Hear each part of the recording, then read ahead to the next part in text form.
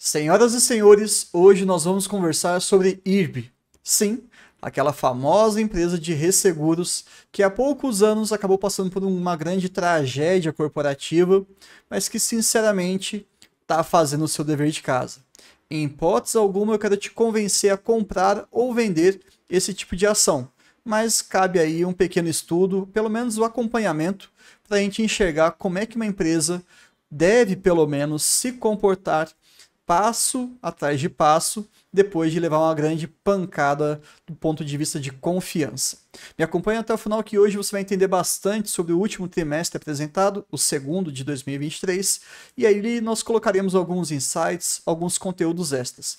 E no finalzinho, algumas questões polêmicas, como por exemplo, a nova captação, a nova oferta de ações de IRB. Como é que isso vai funcionar? Se é isso mesmo que vai acontecer? E é claro, nós também traremos ali uma visão do AGF+, em relação a dividendos para 2024. Sim, por incrível que pareça, eles existem. Vamos começar então?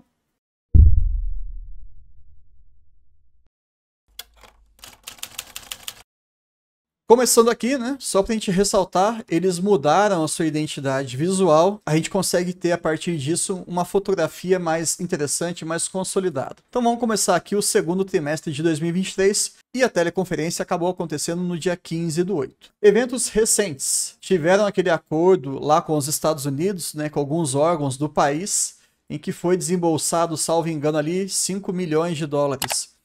Uma bela paulada, mas espero que eles nunca mais façam esse tipo de atitude criminosa, né? Porque, enfim, foi uma outra gestão, em última instância estamos investindo em pessoas e hoje a nova direção já não tem qualquer tipo de vínculo com a equipe anterior. Mas foi muito ruim para a empresa, né? O que foi falado.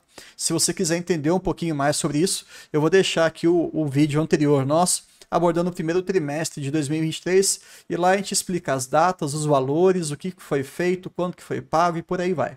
Mas, enfim, também tivemos, como eu acabei de citar no início, uma mudança de marca e também da sede. Eles venderam a sua sede anterior, emissão aí de debêntures, renovação de contratos internacionais. Eles estão caminhando de um jeito muito interessante e agora nós temos uma nova diretoria estatutária, com um pequeno ruído político que nós abordaremos mais para frente, sobre a indicação de um político, né, para assumir ali um cargo de muita relevância no IRB. Mas vamos com calma que tem muita coisa para falar antes disso. De maneira geral, pegando aqui os próprios destaques, nós estamos enxergando um resultado líquido ainda horroroso. Eu não vou usar termos ali em cima do muro não, tá? O que for bom a gente elogia, o que for ruim a gente critica. Eu acho que é assim que funcionam as coisas. O resultado líquido no segundo trimestre de 2023 gerava um certo pânico nos seus acionistas, pelo menos em mim, eu sou um acionista deles até hoje, mas gradativamente nós estamos melhorando. Finalmente, no primeiro trimestre de 23 e também no segundo,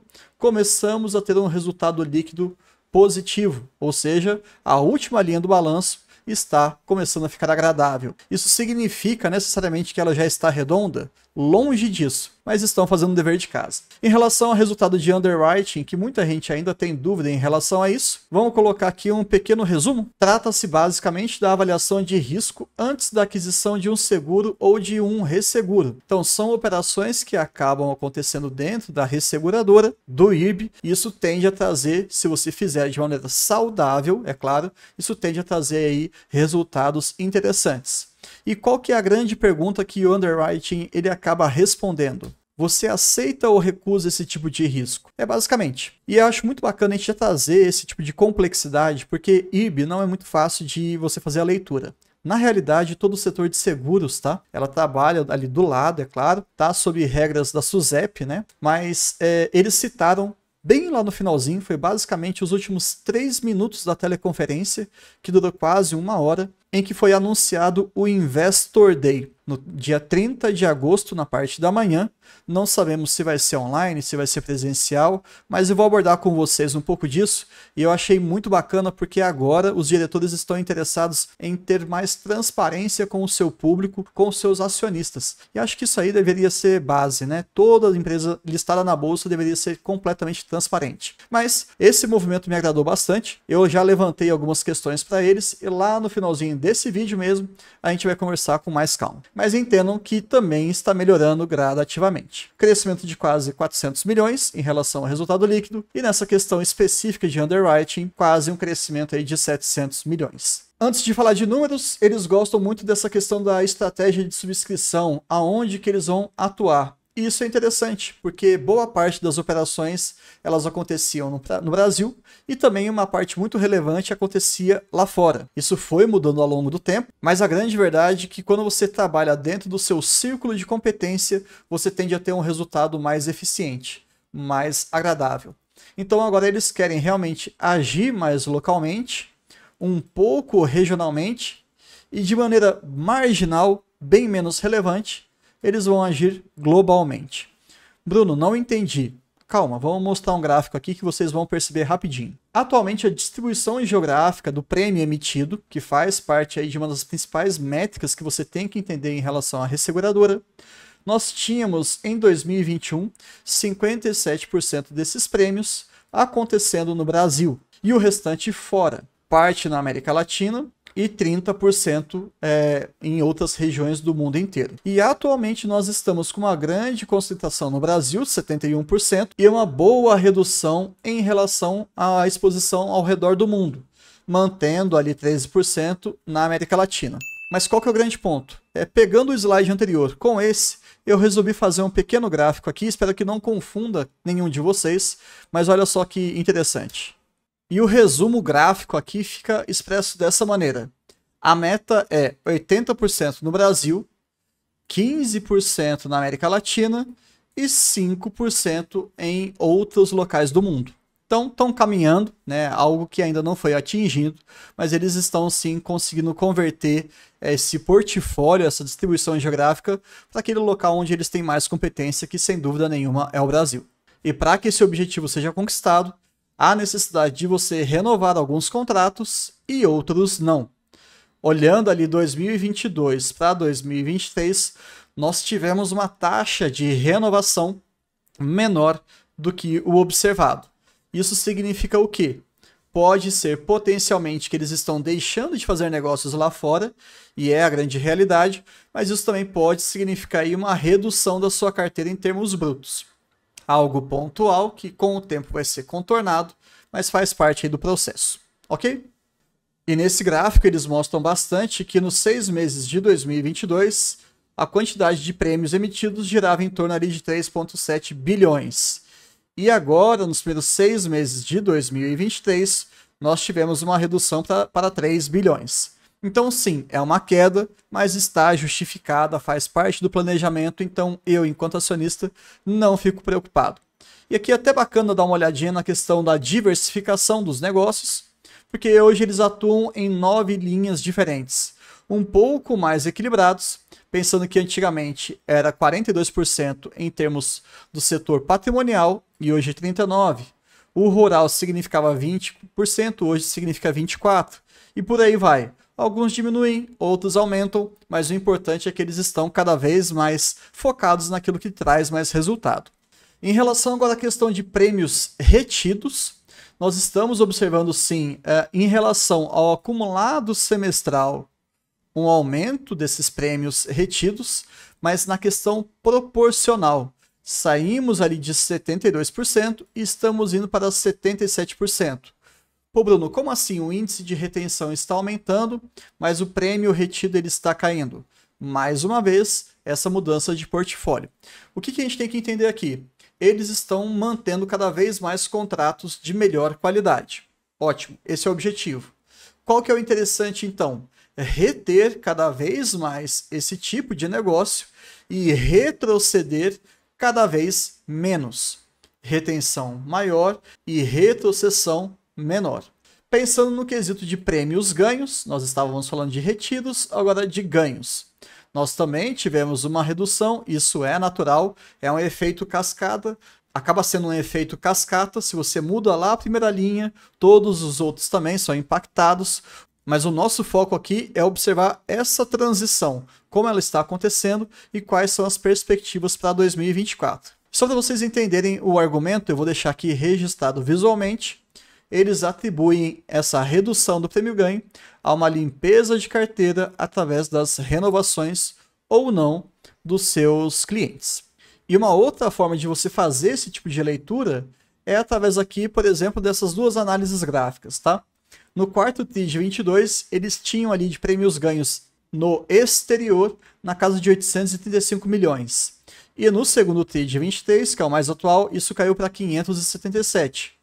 Ao passo que nós também tivemos uma redução olhando para os prêmios ganhos no Brasil, porém foi uma redução bem menor, proporcionalmente aumentando a participação dos negócios nacionais. E aqui nós já deixamos com estrelinha, ou seja, para quem acompanha o nosso canal sabe o que isso significa, foi dito literalmente que a partir de 2024 eles querem observar tanto o prêmio ganho, como o prêmio retido, como o prêmio emitido, um crescimento. Vamos ver se isso vai realmente acontecer, esperamos que sim, porque em última instância isso tende a trazer resultados mais favoráveis para o negócio. E aqui uma pequena pausa que eu gosto de fazer no vídeo de tempos em tempos. Se você ficou muito perdido para entender o que é prêmio emitido, retido, retrocedido e prêmio ganho, eu sei que isso aqui é muito mais técnico, a gente fica um pouco perdido às vezes nessas denominações. A ideia não é esgotar esse tipo de assunto no nosso trimestre anterior, que novamente eu convido todos vocês a assistirem também, até para comparar trimestre a trimestre de 23. Lá eu tento trazer um pouquinho mais sobre essas pequenas definições e outras mais do setor de resseguros. Mas caso vocês queiram especificamente um vídeo bem mais curto, mais técnico, falando sobre esse tipo de temática, deixa aqui nos comentários que assim que acabar essa temporada de balanços, a gente vai começar a soltar vários vídeos atemporais. Até porque o conceito de prêmio emitido e retido, retrocedido e ganho, eles tendem a não mudar. Então, toda vez que você tiver dúvida ou alguma pessoa que você conheça fique com dúvida, é só indicar o nosso vídeo teórico, o nosso vídeo técnico. Terá uma outra abordagem, é mais específico, mas é para você deixar ali sempre como uma grande revisão. Tudo bem? Mas eu preciso saber se vocês querem ou não esse tipo de conteúdo. E conto com a colaboração de todos vocês.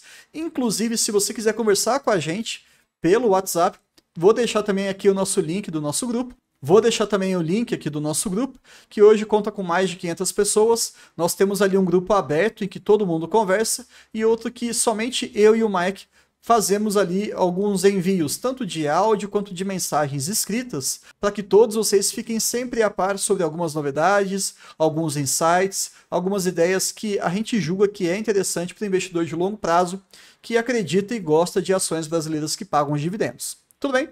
Vamos dar seguimento aqui. E agora falando um pouquinho de sinistralidade, lembrando que isso aqui está totalmente atrelado ao resultado da empresa, queremos cada vez mais uma sinistralidade menor. Existem outras métricas, sem problema nenhum, mas o mais importante é a gente enxergar que isso está diminuindo. E se você for olhar o período correspondente a um ano, nós tivemos uma sinistralidade de 124%. Rapidamente, acima de 100%, deu ruim. Em 100%, 0 a 0, abaixo de 100 é o que a gente quer. E atualmente está na casa de 74%. Tivemos ali alguns efeitos não recorrentes desse trimestre, mas na teleconferência eles perguntaram sobre essa questão de como é que seria sem o ajuste desse evento não recorrente. Para quanto que iria o índice de sinistralidade? E nós tivemos a resposta. Ficaria em 76%. Um pouquinho piorado, mas ainda assim muito melhor do que o ano passado. E do ponto de vista acumulado semestral, também saímos ali de 104%, os 6 meses de 2022, para 76%. Maravilha, é isso que a gente quer. E olha como que essa exposição no Brasil e lá fora faz uma diferença danada em várias linhas do negócio. No segundo trimestre de 2022, nós tivemos uma sinistralidade de 144% no Brasil. E atualmente nós fechamos em 71%. Uma operação que lá atrás estava essencialmente dando prejuízo, atualmente está colaborando positivamente para o seu negócio. E sempre quando a gente fala sobre IRB, a gente tem que lembrar da grande exposição, mais de 25%, né, como a gente tem visto nos últimos trimestres, em relação ao setor agro. E historicamente, isso foi falado por eles, estou apenas replicando para vocês, o impacto da Laninha é sempre maior do que do El Ninho. Ou seja, haverá sim um impacto, eventualmente com esse El Ninho que está se desenhando, mas será menor do que o Laninha que nós tivemos recentemente. Vamos acompanhar para ver se isso efetivamente vai acontecer. Ok, falamos então de um pouco de receitas, né, de como é que o dinheiro entra, como é que ele está basicamente ali sendo ajustado na sua saída através dos seus sinistros, mas vamos falar um pouquinho agora sobre outras saídas de dinheiro da empresa. E eu estou falando basicamente de custo de aquisição e despesa administrativa. Do ponto de vista de custo de aquisição, tivemos uma redução de 8%, olhando o segundo TRI de 22 e o segundo TRI de 23. Maravilha! Agora, o que efetivamente significa isso, né? O que é o índice de comissionamento, que é a métrica também que a gente tem que ficar de olho em relação de eficiência operacional? Basicamente, é o seu custo de aquisição, que está basicamente em linha, tá? Saímos de 253 milhões e fomos para 233, e aí você vai dividir pelos prêmios ganhos. Em última instância, eu estou basicamente falando que quanto menor o índice de comissionamento, melhor. Estávamos nos primeiros 6 meses de 22 com 22% e agora nós estamos com 21%. É algo bem pequeno, mas ainda assim não pode ser descartado, tá? E pensando aqui em despesa administrativa, nós tivemos do ponto de vista em milhões, ou seja, no aspecto nominal, uma redução irrisória de apenas 1 milhão, mas aqui vem o índice de despesa administrativa, que eu queria falar com vocês um pouquinho sobre isso. Esse indicador você acaba observando em vários outros segmentos da nossa economia e, de novo, quanto menor, melhor. A gente precisa disso. No entanto, quando você tem algum evento não recorrente, algo pontual, como nós tivemos agora no primeiro semestre de 23, o programa de demissão voluntária e aquela multa, né, na verdade, aquele valor a ser pago para os Estados Unidos, decorrente daquele anúncio infeliz da antiga gestão em relação à participação aí de um grande investidor e por aí vai. O fato é que nós saímos nos primeiros 6 meses de 2022 de 150 milhões e fomos para 175. Isso é bastante, né? É um aumento relevante sim. No entanto, retirando esses eventos não recorrentes, nós ficaríamos ali com 142 milhões. Bom, eu estou falando em termos nominais, mas e se a gente quiser saber sobre o índice de despesa administrativa, que vai relacionar novamente com um indicador de eficiência da empresa? A gente pega ali 6%, que foi do semestre do ano de 22, e faz esse ajuste aqui em relação ao que nós tivemos de 7,8, que foi um aumento significativo. Ajustando esses números, nós chegamos em 6,3. Praticamente em linha, bem menos pior do que foi apresentado, considerando tudo que aconteceu, os eventos recorrentes e não recorrentes. Então, queremos para o próximo trimestre que isso continue estável, sem grandes oscilações. E eu acho que a melhor métrica para você poder olhar a princípio, né, aquela primeira batida de olho assim, de 10 segundos em relação à sua empresa de seguro ou de resseguro. Olhe o índice combinado. O que vai mais pesar ali? Sem dúvida nenhuma, a sinistralidade que está caindo muito bem, queremos isso bem menor cada vez mais. Tem a questão do comissionamento, como nós já falamos, né, o custo de aquisição. Falamos sobre algumas despesas, entre elas as despesas administrativas, mas é claro que existem outras nessa fórmula. E, em última instância, você precisa entender que o índice combinado, se você for colocar também as questões do resultado financeiro, a gente vai falar de índice combinado ampliado, nós precisamos que isso fique abaixo de 100%. Opa, está acima de 100%.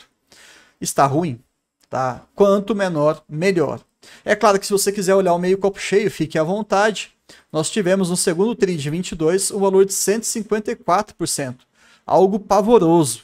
E agora nós fechamos em 108. Então estão fazendo sim o seu dever de casa.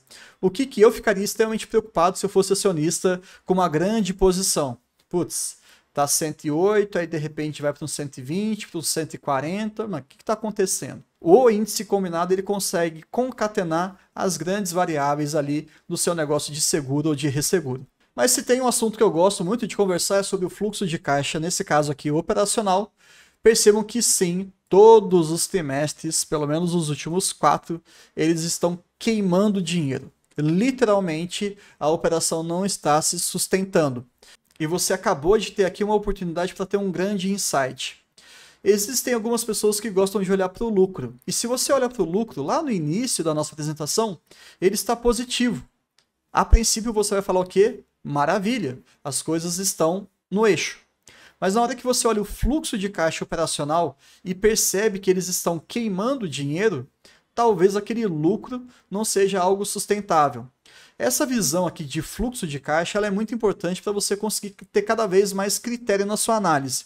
E já foi mencionado em outros vídeos, mas também, só para a gente reforçar, se você quiser um conteúdo técnico mais focado em fluxo de caixa livre, operacional, de investimento, financiamento, qualquer formulinha matemática, como é que a gente faz essa leitura, isso aqui, por exemplo, é importante lá para uma Klabin da vida, é uma outra indicação que eu gosto muito de utilizar para saber se efetivamente a empresa ela está crescendo de maneira madura ou não.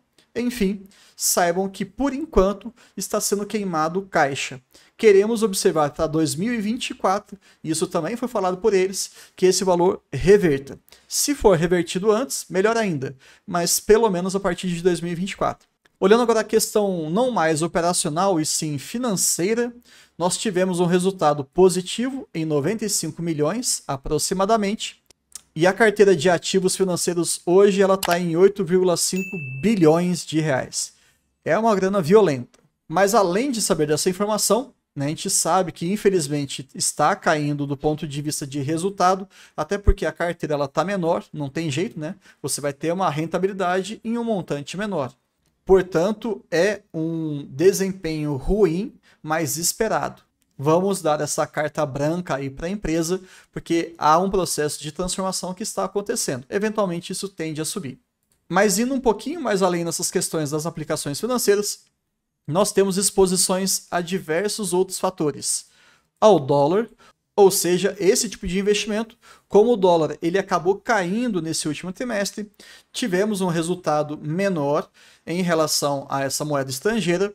Quando a gente pensa em outras posições, pós-fixado, pré-fixado, inflação, renda variável e crédito privado, a gente está eminentemente exposto ao real. Boa parte dessa exposição em dólar se traduz como uma necessidade daqueles contratos antigos aos outros países. E gradativamente nós queremos ver essa participação de dólar também diminuindo. E uma informação adicional para você que acompanha aqui o Vida de Acionista, toda a exposição de IRB na Argentina, que nós sabemos que o negócio lá não está muito bom, lá está atrelado em dólar. Então, independentemente do que aconteça com o câmbio, do peso argentino, nós, acionistas de IRB, estamos bem protegidos nesse aspecto.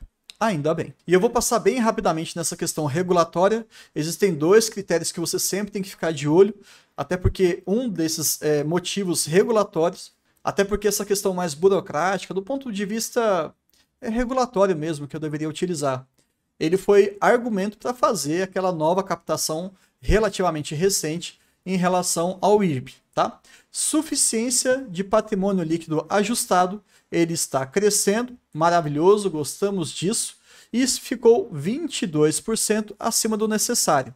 Se essa porcentagem aqui, que é o índice de suficiência do patrimônio líquido ajustado, uma bela sigla, né? Se ela ficar abaixo de 100%, temos problema. A SUSEP vai bater na empresa e vai falar, olha, assim vocês não vão continuar operando. Precisam arrumar dinheiro aí, precisa melhorar esse patrimônio líquido. Tudo bem? Então, pegando no primeiro trimestre de 23 para agora, o segundo tri, tivemos aí um pequeno fôlego, chegando até 22% acima do necessário. E uma outra métrica fundamental é entender a suficiência de garantia. Curiosamente, nós tivemos aí um resultado de 519 milhões de reais, que foi o melhor resultado desde junho de 2021. Então aqui eles estavam realmente perigando, andando muito no limite, e agora estão gradativamente, com calma e elegância, aumentando a sua suficiência de garantia, que também deve ser respeitada. A gente tem a nossa necessidade de cobertura e nós temos os nossos ativos garantidores. Se houver alguma inversão desses valores, ou seja, a necessidade maior do que a garantia, também a SUSEP vai bater e vai falar, meus amigos, precisamos conversar, porque senão, né, a gente vai ter que fechar aqui. Enfim, é bastante assunto, eu sei, agora a gente vai entrar na parte final do nosso vídeo. E se você estiver gostando desse tipo de conteúdo, esperamos que sim, deixa o seu like, compartilha com seus amigos e se ainda não é inscrito, por favor, é só clicar aí no botão inscrever-se. Combinado? Lembrando, nós temos aqui no Vida de Acionista vídeos toda segunda, quarta e sexta, às 19 horas. E, eventualmente, a gente tenta cada vez mais aumentar essa frequência, mas pelo menos uma live por mês. Bom, repassando aqui rapidamente pela nova constituição da empresa, né? Nós tivemos algumas trocas recentemente. O Marcos Falcão, eu juro para vocês que eu procurei alguma foto dele atualizada e não encontrei. Mas, de qualquer maneira, hoje ele acumula a função de diretor financeiro e diretor de relações com os investidores.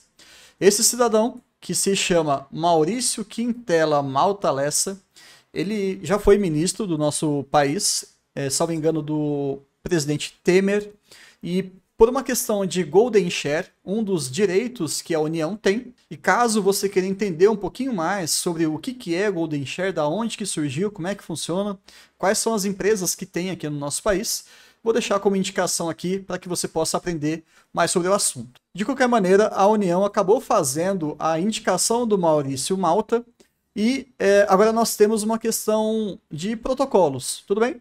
A companhia acabou adotando as providências e aguarda a aprovação regulatória da SUSEP. Isso significa que ele vai ser efetivamente considerado ali, ele vai ocupar o cargo de presidente do Conselho de Administração?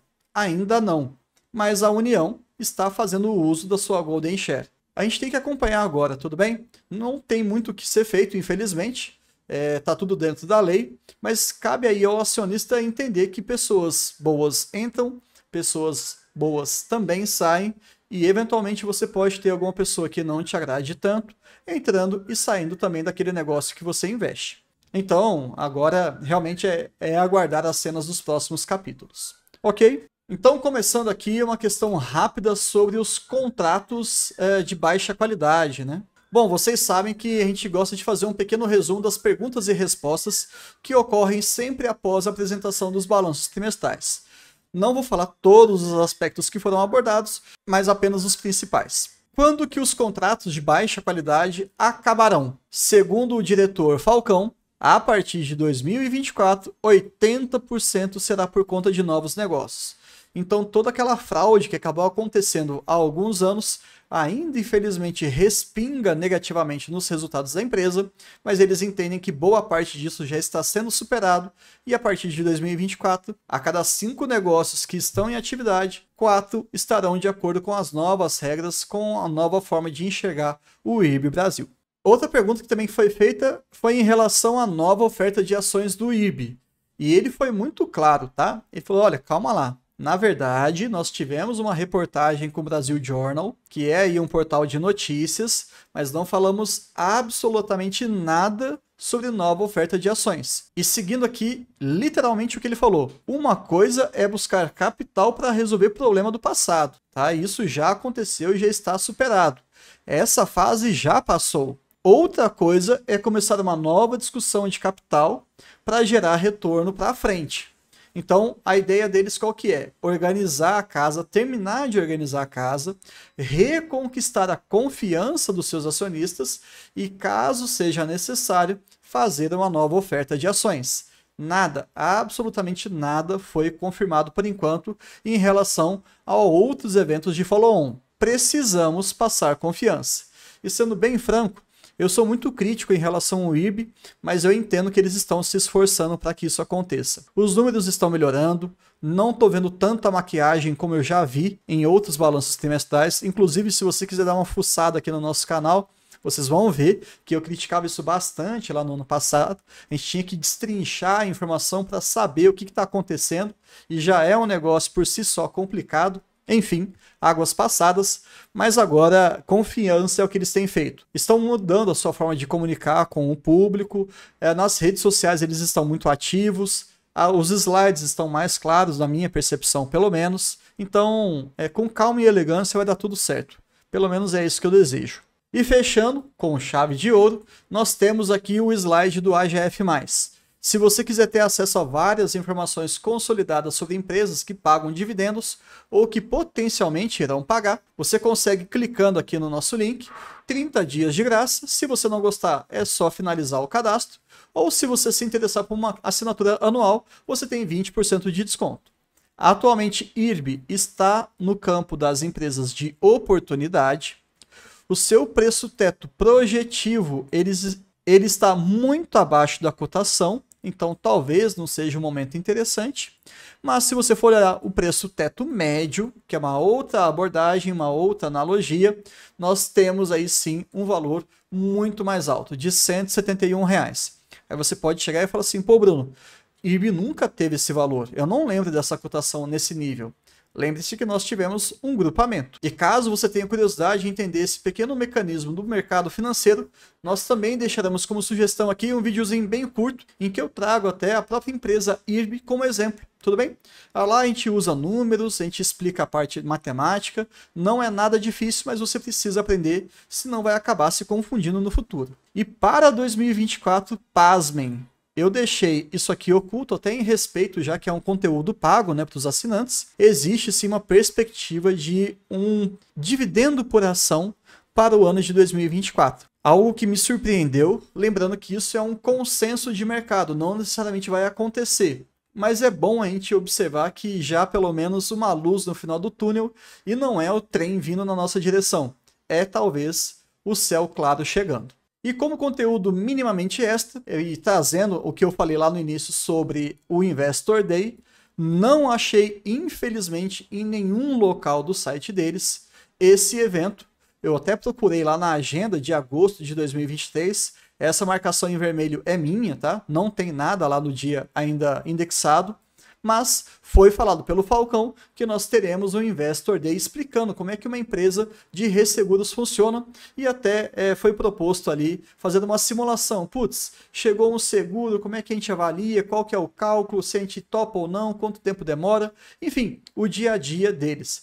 Eu achei isso particularmente sensacional, mas como nós não tivemos ainda nenhum dado oficial, fui lá e mandei um e-mail para eles, tudo bem? E essa comunicação ela foi realizada no dia em que eu estou gravando esse vídeo, no dia 17 de agosto. Eu espero que dê tempo, até porque se for acontecer no dia 30 mesmo e for presencial, eu não sei se eu vou conseguir ir lá. Mas se for pelo menos transmitido online, por que não a gente pode reservar esse tempinho para poder entender um pouco mais sobre esse mundo de resseguros? Na verdade, assim que eu tiver uma resposta, eu vou soltar para vocês aqui no YouTube e também lá no nosso grupo do WhatsApp. Espero que vocês tenham gostado desse conteúdo e até o próximo vídeo.